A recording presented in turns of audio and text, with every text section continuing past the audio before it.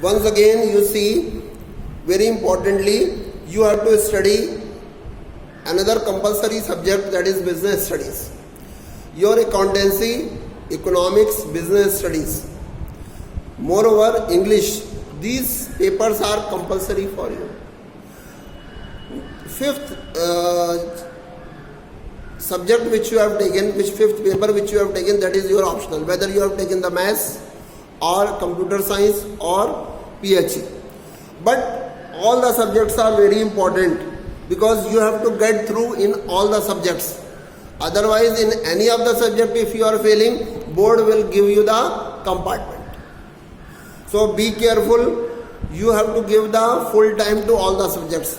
As far as my subjects are concerned, another subject is business studies. Business studies in class 12 is not easy. In business studies was easy in class 11th, but in class 12 business studies is not easy. You will have to put your head down and you will have to give the time, then only you can get through. These days in live classes we are discussing planning. Planning is the first function of management. In that chapter we have studied what is planning, what are the definitions of the planning, what are the features of the planning, why planning is important to us, means for the organization. Most important is planning process. What are the steps taken in the planning process?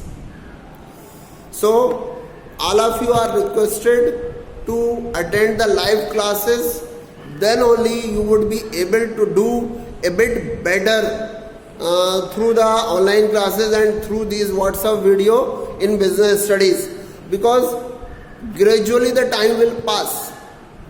Whether the examination will take place in March or February or April, you will have to study.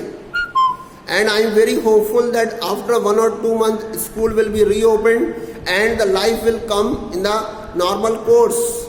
So at that time there should not be a heap of work in business studies. So as well as in other subjects. So you come and attend your classes, and about the things which are going on in business studies you take up.